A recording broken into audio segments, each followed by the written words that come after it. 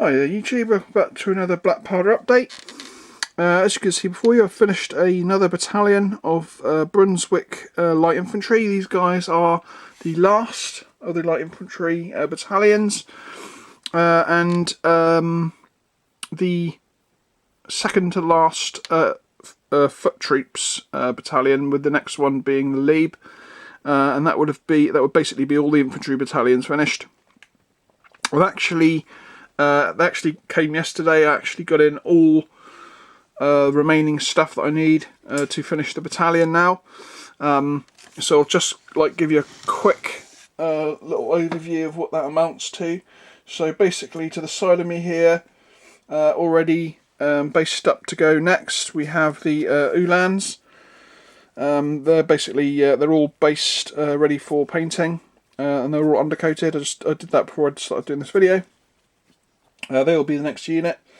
I then have the Light Battalion, which is in these 4 boxes here, and this set comes strangely enough. Actually, that's not one. Actually, I've got the piles mixed up. Actually, these are the leaves. Hold on. These are the leaves. So we have 4 boxes. 4 boxes of 6. Now, there's the only slight problem with this was that in the command group there's 2 drummers. So what I'm going to do is I'm going to actually use this spare bugler here, and I might do a head swap. So I basically chop the head off the drummer, chop his head off, and replace it so that I have a bugler and a drummer rather than 2 drummers. I think that'll look better. So that's my plan for the Lieb. So they are all ready to go. So we have basically 3 boxes of the troops and 1 command. Then we have the 2 extra guns I needed to make to go along with the front rank 2 guns and crews that I've got, that basically finishes off the 2 artillery batteries. So we have so basically what I've done is when I ordered the front rank guns, I ordered 2 French guns because apparently in 1809 the Brunswickers brought some French guns in an auction. Or was it 18? Yeah, I think it was 1809. So I wanted to try and incorporate some of these guns. So basically, what I did was when I ordered my crews from front rank, my first 2 crews, I ordered a horse artillery and a foot artillery along with 2 French guns.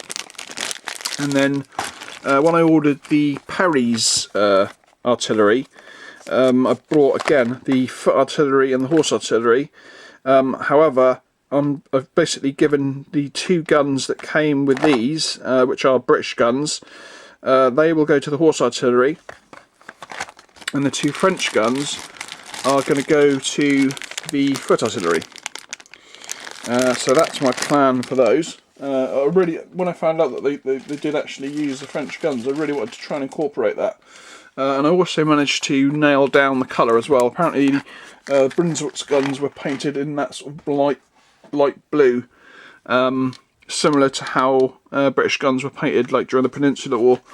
And then finally, the very last thing to be done will be the Duke of Brunswick, and he is in this box here. So like I say, I've got everything I need now to completely finish the division, including the pennons for the cavalry. So that is that. Now we'll get on and I'll show you the unit. So let's zoom in a little bit.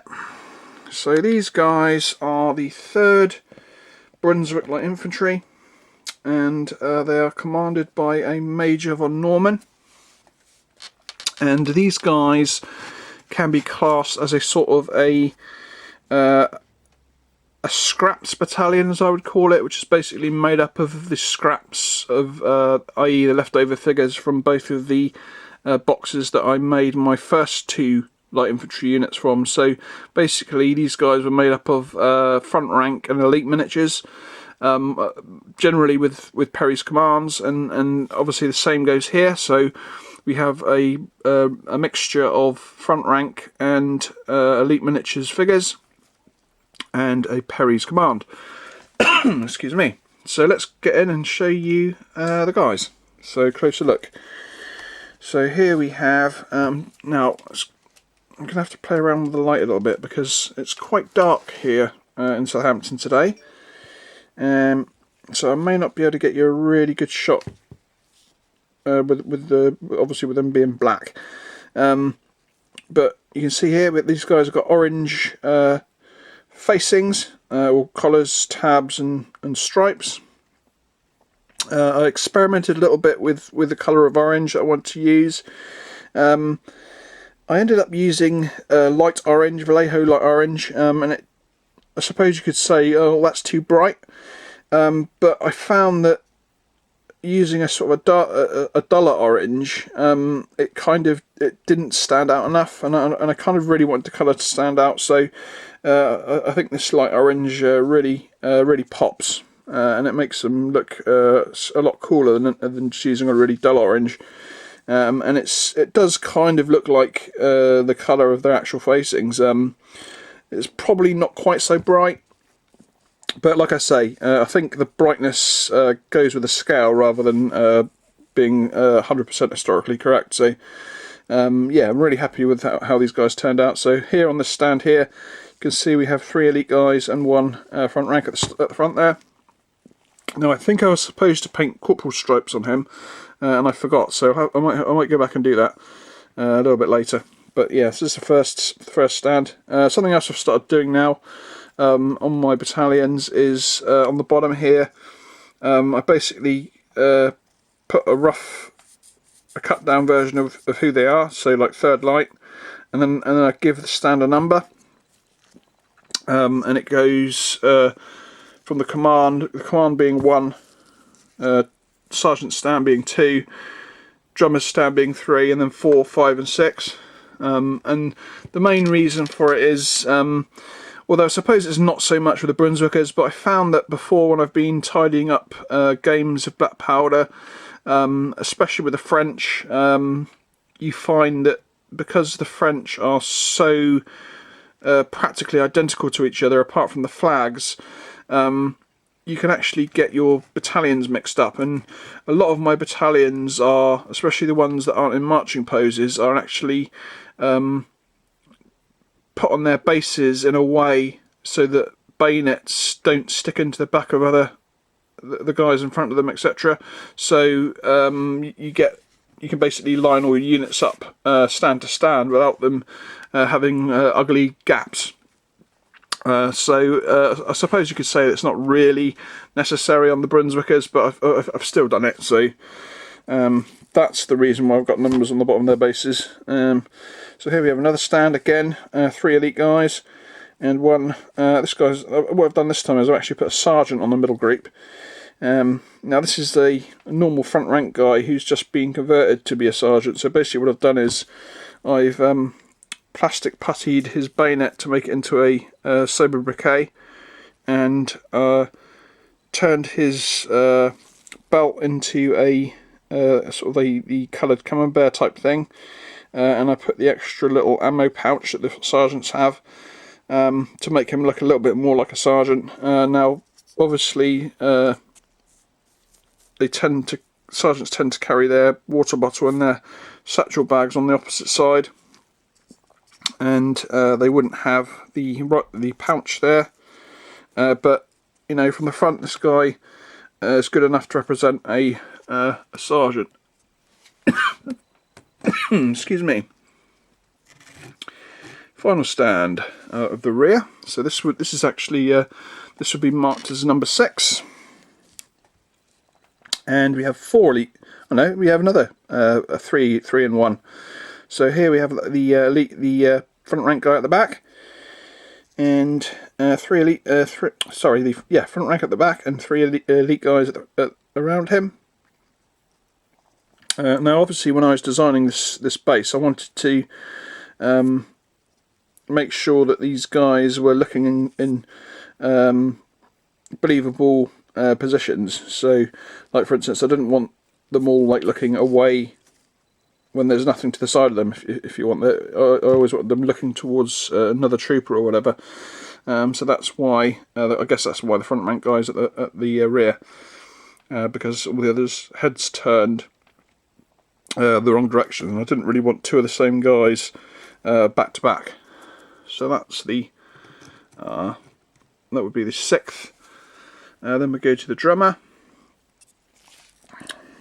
So again, obviously the drummer is a Perry's, and it looks like we've got 2 elite guys and 1 front rank, a corporal and the drummer. Perry's drummer, of course, because he's obviously part of the command pack. Again, I really like the orange, especially on the shoulder, the bird's nests of the drummer. So that is the musician stand. Then we'll go for the NCO stand. Now this chap here, I can't remember, I think he's elite. I think I used the elite sergeant. So this is my standard sort of NCO stand. So we have 2 elite guys, 3 if you include the sergeant, and the 1 front rank. And there's the sergeant, and you can see that a proper sergeant figure would have the cartridge box, the coloured belt, and a some kind of swagger stick, as well as a sobriquet. And like I say, generally, although not in this case, let me just check actually. This guy doesn't actually have a water bottle or a satchel, so that's fine for that guy.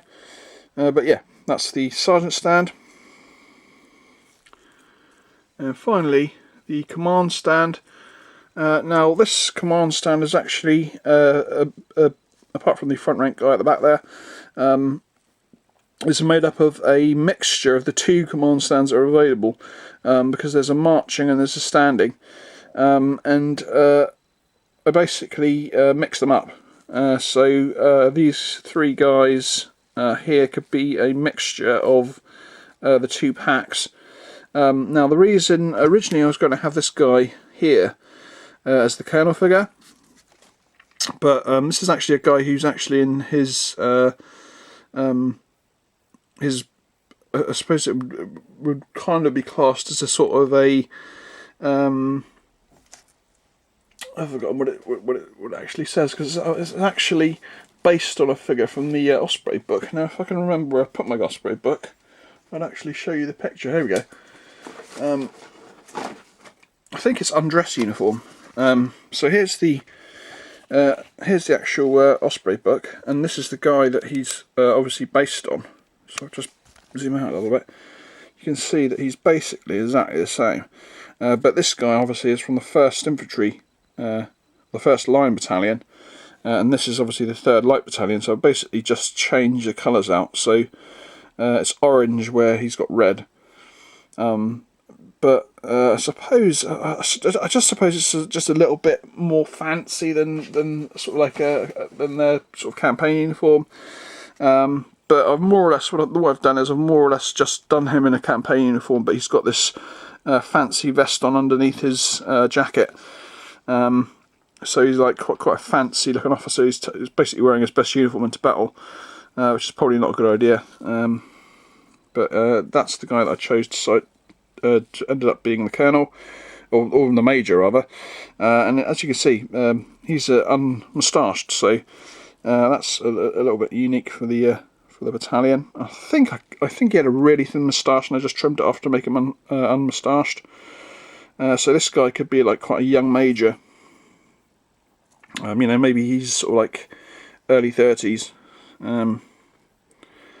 But yeah, really nice command figures. Again, really happy with them. And of course, the green leather gloves, ubiquitous to the light infantry. And that is that. So that is the 3rd light infantry. And I'll just do a little zoom in. There we go. So that's the end of this video. Hope you enjoyed it. If you're new to the channel, please consider subscribing. I tend to zap out a video roughly once a week. If you do subscribe, don't forget to hit the notification bell if you wish to be told when I publish videos. Sometimes, generally, like I say, generally it's towards the end of the week when I zap up a video. But occasionally it does run into the following week, so it's not exactly clockwork. And like I say, I tend to do one video a week as a sort of an average at the moment. But obviously, depending on the unit and how difficult they are how long they take to paint. So, like for instance, you'd think these guys are actually really complicated to paint, but they're actually not. I think they're easier to paint than a French battalion.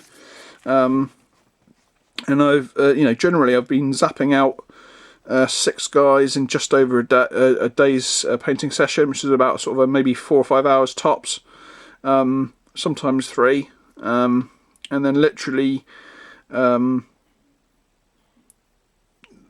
say I'm probably in one session. I'm probably about maybe. It's hard to say, but it's around about, I'd say, sort of between 70 and 70 to 90% done in one session. So one sort of 4-hour session, possibly a little bit longer, and then literally I would finish them off within an hour the next day. And generally I'd start the 2nd battalion, and most of the time I'd actually either get to around about the same point, or sometimes I do actually finish them in one session if I decide to work an extra. I always find that you tend to slow down a little bit the more you work on one particular unit, and sometimes it's actually more beneficial to paint until paint to a point when you sort of you're not feeling any sort of it's like, oh, I'm starting to get a little bit fed up now. It's better to just leave it there and come back the next day, or come back. I mean, I tend not to paint in the evenings, actually. It's really strange. I know a lot of people obviously do because of jobs and stuff, but I always find that I prefer natural daylight to painting. Now, I have got this lamp that I've been using to help light up this video. And it is a really good lamp. With the light on and this lamp, it's perfectly adequate. But I tend to certainly, like during this lockdown period, I've found that I'm more productive painting. More or less, I'll basically get up, I'll have breakfast, and then I'll start painting. And I generally paint until. It depends on when I start. I mean, sometimes I get up a little bit later because it takes me longer to get up. But generally, if you say that I start at maybe 10 o'clock, and then sometimes I'd finish at lunch, about 1 o'clock-ish, and then sometimes, depending on my enthusiasm, I might paint for another couple of hours after that, or sometimes I might stop and then go and do something on the computer, and then come back about sort of like maybe 3 or 4 o'clock, and maybe do another hour or two before I'd start doing tea or whatever. But yeah, that's the end of the video. Hope you enjoyed it, and I'll catch you in the next one, which will hopefully be the Uhlans. So until then, catch you later. Bye bye.